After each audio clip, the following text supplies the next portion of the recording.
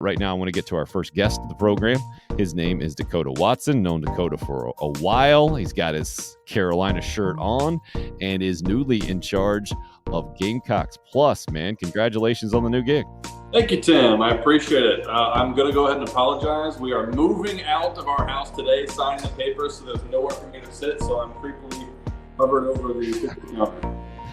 No, it looks solid, man. Looks solid. I mean, it is. It's part of the internet experience is to see how creepy the setups can be for most. So you've got how are the cabinets? You want to check out? Can you show us? Let's see how far along the moving process is. Oh, you're good. You're golden. There's nothing. That's got to feel good, huh? Yeah, the house is completely clear. We got to close in 2 hours. Oh, good for you, man. Thanks for fitting us in this morning. Really appreciate it. And now Of course. So you made the decision to get out of local news as someone who's done that before.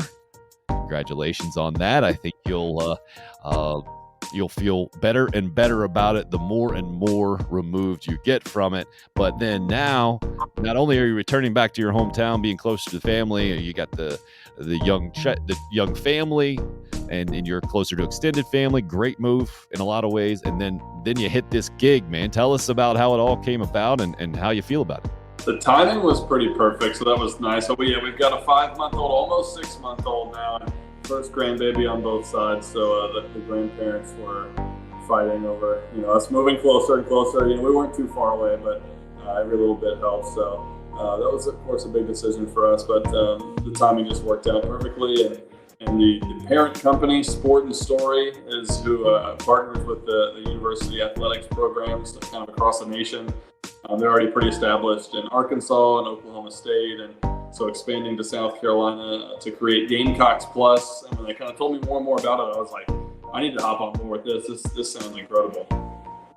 So Bo Mattingly is the guy who runs Sport and Story. Is that who you interview with? Is that the boss? I have not yet talked to Bo, actually. So I'm sure we'll get to chat here probably pretty soon. But I kind of just started up with this, and so yeah, I mean it's just a lot of behind the scenes storytelling type aspect. We want to get you that all access, and that's the part of partnering with the athletics programs. It's really cool is that we get a lot of that awesome behind the scenes access that you're not going to get otherwise. And so us partnering with them is really one of the things that I was like, man, this sounds incredible. It sounds so cool and unique to me to be able to get that access to players, coaches, everybody else who's there, and it's going to be really cool. I mean, we're going to do a lot. We've already got a lot of great stuff lined up.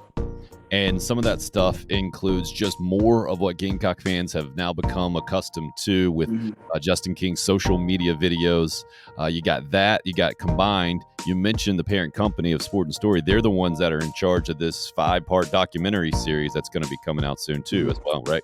Right, yeah. We're partnering with ESPNU to kind of be able to get some of that content, and they're going to do a great job with that. And then, so kind of one of the things we're going to do is one of the sections of the website is called The Follow, and that's basically what ESPNU is kind of doing in a way with what they're doing with their 5-part documentary. So, it kind of fits along really well with what we already are going to do.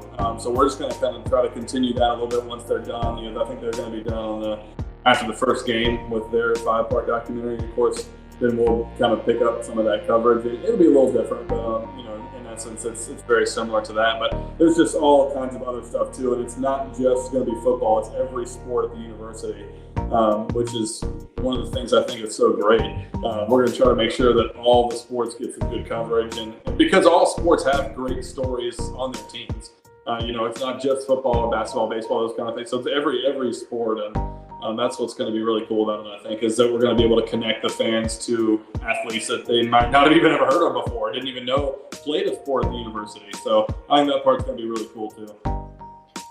There are so many different layers of this, and you being on the local news side of it, it's always so in my head, being a part of that for so many years, there's like a divide line, right? There's the university that has the athletes, the teams, the stories, then the local media that's trying to connect fans. And a lot of times there can be a bit of a barrier there in between. This seems to help remove a barrier to some degree and just to give fans a little bit more access in and then you've got to make sure that the university is going to be cool with everything getting out. Is that kind of your gig?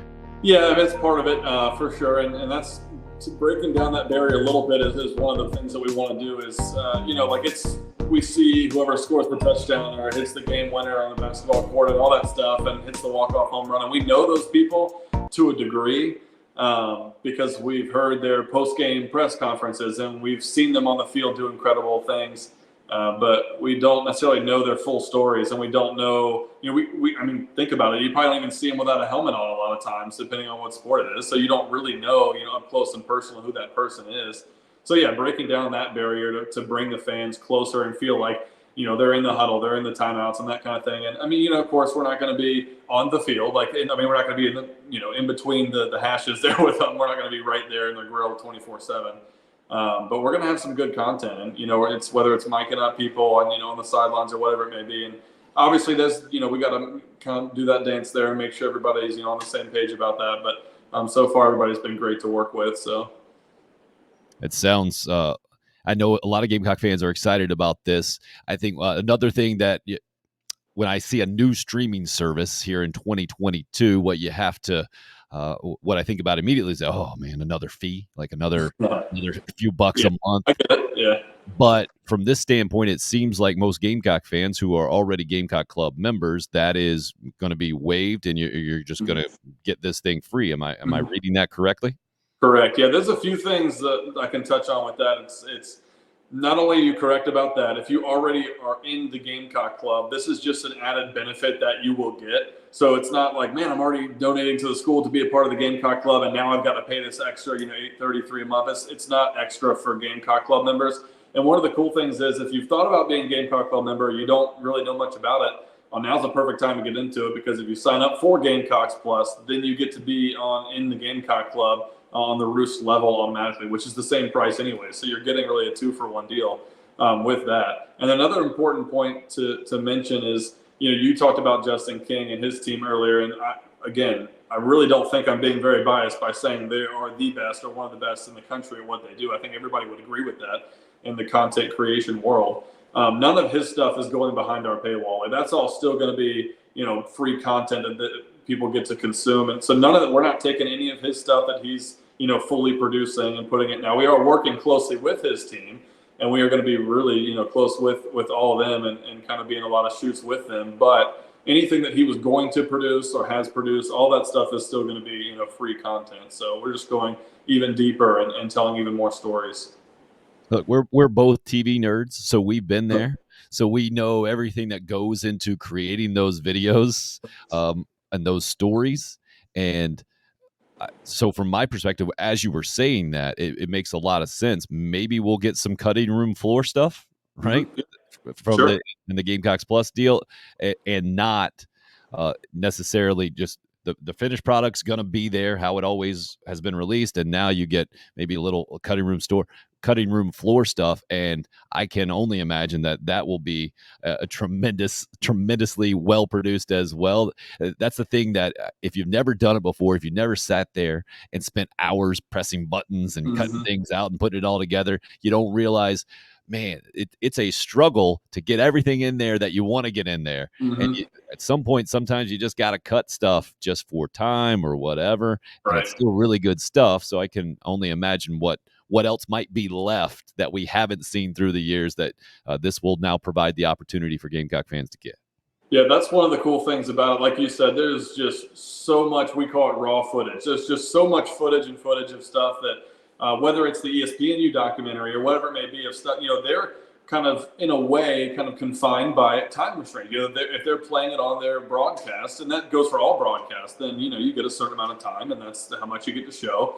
But when you're strictly, going to be online and on streaming platforms, almost Netflix based kind of stuff, I mean, there's no time restraint for what we can put on there. So we're going to be able to show all kinds of behind the scenes stuff, whether it's like you said, showing kind of what goes, in the behind the scenes of making some of those videos. The funny video that went viral from Coach Beamer getting ready for media days. We weren't there for that, but that's an example of something we could be behind the scenes and show the conversations or what went into planning all that and what, all that kind of stuff. And And that's just one example. But and then we also are kind of working on some stuff that we're going to put in our vault, so to speak, of just like past stuff. I went into the archive system at South Carolina that they have on campus that I didn't even know the building existed, and I went to South Carolina.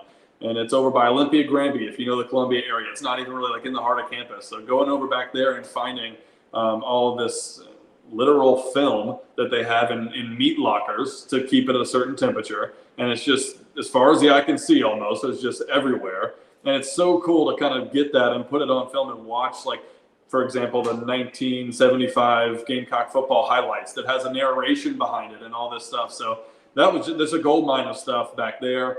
We're going to put as much as we can with all that kind of stuff on the website as well. It's a process to get all that digitized. So we're working with the university with that, but it's going to be really cool. A couple of things dawned on me as you were talking there. Number one, you kind of described my show or what we do here, right? It's now online. Hey, no radio break to hit at certain time and the whole thing. One of the reasons why I wanted to move in this direction personally and professionally and the whole thing. So I think a lot of us are on board kind of just seeing the evolution of media in general, right? From the old TV or radio constructs to online and the freedom that presents. Then the other thing that I thought about as you were talking about that is, do you think this would happen if Will Muschamp was the coach at South Carolina? No comment.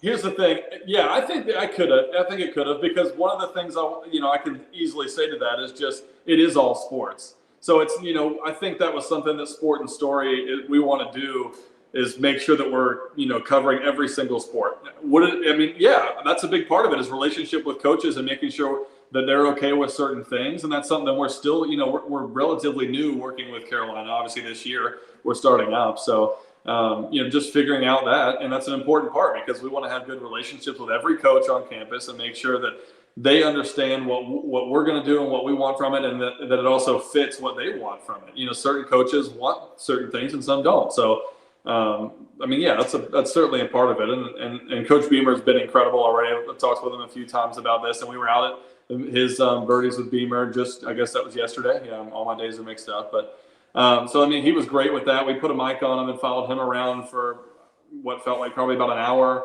So we're going to have some great content there. And we mic'd up Coach Paris as well for a couple holes, and he actually sank a couple putts. So I said, maybe we're good luck. I don't know, but he was looking great out there. So stuff like that. Coaches have been great already.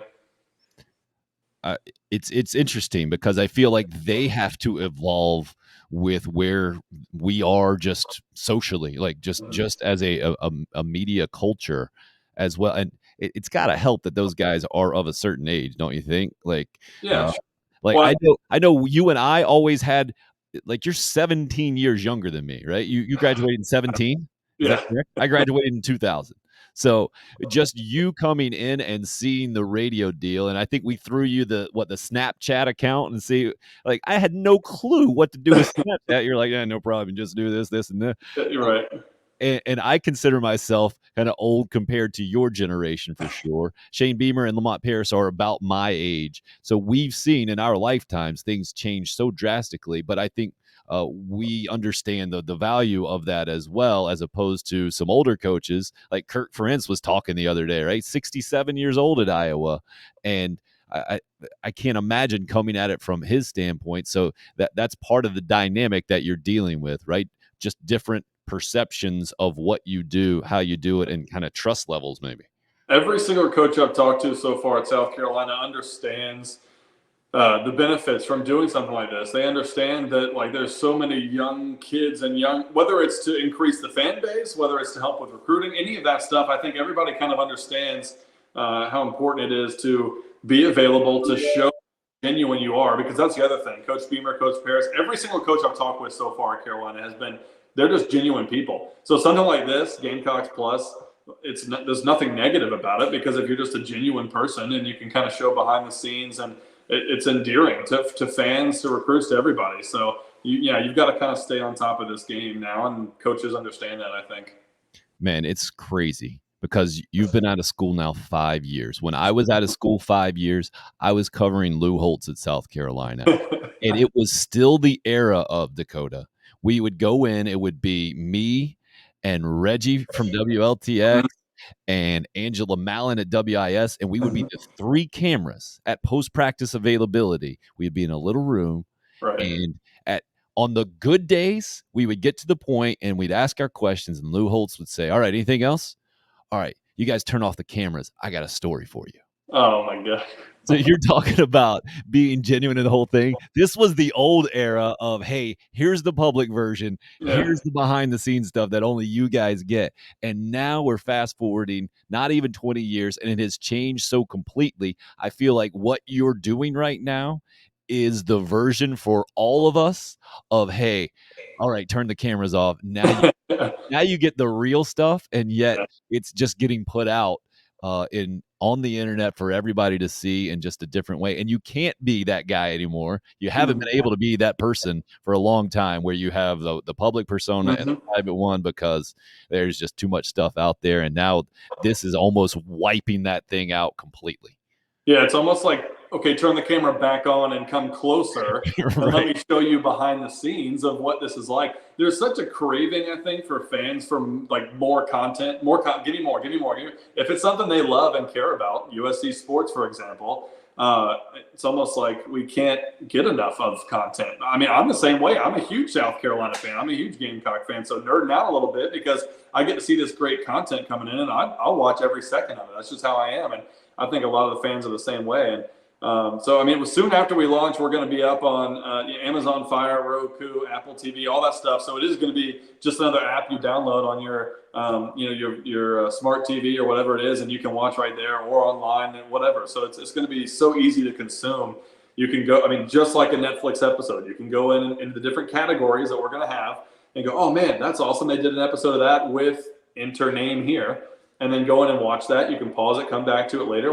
It's just like that. So it's going to be, I think it's exactly what people want, whether they realize it or not. It's what they need too. So it's crazy to me how much is all coming together in this conversation just in general. I was just talking about QB1. I just finished watching that last night on Netflix with Spencer Rattler. Now he's there. Now you're there as well, almost to help do a similar type version of that. Right. Yeah, and I don't want to like overpromise by any means. We're going to let them be student athletes. I don't want to, we're not going to be in their dorm room every night and checking on them. But I don't quite expect the same exact in terms of every single day we're with the same people. That's part of part of it is we want to cover every single sport. So yeah, especially starting out, we're going to be launching here at football season. So I mean, there's going to be tons and tons and tons of football content. And, I'd love to hang out with Spencer and get a day in the life kind of thing or whatever it may be. And that's all got to be cleared by South Carolina. But that's part of the partnership is we get some of that access that whether it's local media, whoever, they just don't get on a daily basis. So I think that's part of it. The trust factor's got to be big here, right? Yeah, exactly. So plenty of meetings. Oh, man, I don't envy you on that one, but that's all part of the deal for sure. Anything that we haven't touched on that fans need to know just about this in general? So we've got, I think you mentioned it, $8.33 is what it breaks down to, $100 a year, right, per month, something like that. If you are not a Gamecock Club member, if you already are, you're good, you're grandfathered in. This thing's going to be coming your way. You'll basically get a login and you'll be good to go, I would imagine. And like you just said, maybe don't expect everything all at once, but this will be kind of something that grows in so many multiple ways, right? A daily email and different type features. Yeah, daily email's already started. It's called the Cockadoodle Brew. Thank you. I did not come up with that, so I'm not going to take the credit. But yeah, so that's already started. I think that went out yesterday was the first official one. If you've already signed up, and you can sign up for that. They've got a really good article or press release about it on Gamecocks Online.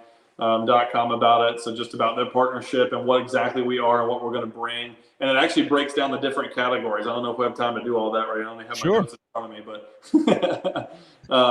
just the different categories, all that's in there already. And so there's just all of that information. And then it'll be on GamecocksPlus.com. We've already got the Twitter and Instagram and Facebook pages up. That's getting already a pretty good following. So that's where we're going to try to release as much information as we can. And then once you get signed up, we're going to be here in the next few weeks before launch. We're going to be getting as much content as we possibly can and trying to, populate this page for everybody. And I think it bears repeating what you touched on a little bit earlier and kind of my skeptical eye, the way I read certain news releases these days, it went to, oh, well, now what's going to happen with what they've already done before and put out there? You're saying that is not going to be removed and put behind a paywall. That will be what it has been, and then it just an added bonus, what's going to the Gamecocks Plus. Yeah, exactly. I mean, yeah, there's going to be some stuff like we're going to take all the 5-piece documentary with ESPNU. Once they're done and that's been aired, we're going to put that on our site too. So that kind of stuff you'll be able to watch back on our site, and some old games and stuff, whatever we can do. That's, like I said, it's a process to get all the archive stuff up and running, but piece by piece, we're going to try to get as much as we can that's really good content and get that on there. But in terms of stuff, like I said, that Justin King's team is doing, you're not going to pay extra for that. That's all still going to be out there. And the Gamecocks Athletics Twitter page and Facebook, and the Gamecock football Twitter, all that stuff, that content, they're still going to be churning that out for you. So we're not taking any of his stuff or their stuff and putting it behind our page. So it's just all extra and more. Good stuff, man. It sounds like you might be a bit of a mouth to the fire hose, the fire hydrant at this point with everything coming at you. What's first on your agenda when you start? It sounds like you're closing today in a couple of hours. Are you going back to work today, or are you back to work tomorrow? What's first on the agenda, or next week, however it is?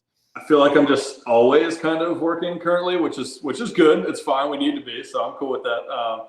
But yeah, I mean, personally, it's close on this house and then move back into Columbia. So, but then, just from a Gamecock Plus standpoint, it was, finding the right people and getting staff and everything. And we feel good about, the people that we brought on. And then from there, it's just like, full on with equipment, and then we're ready to roll and we're getting content. So that's really it. And we're trying to get as much as we can in a short amount of time. Good stuff, man. Congratulations on the new gig. Thanks for letting us know all about it. Anytime you want to come on and point people in a certain direction or highlight something, please let me know, and love to have you. Good luck with everything, especially the house closing today. Those are always interesting. I appreciate it. Thanks, Tim.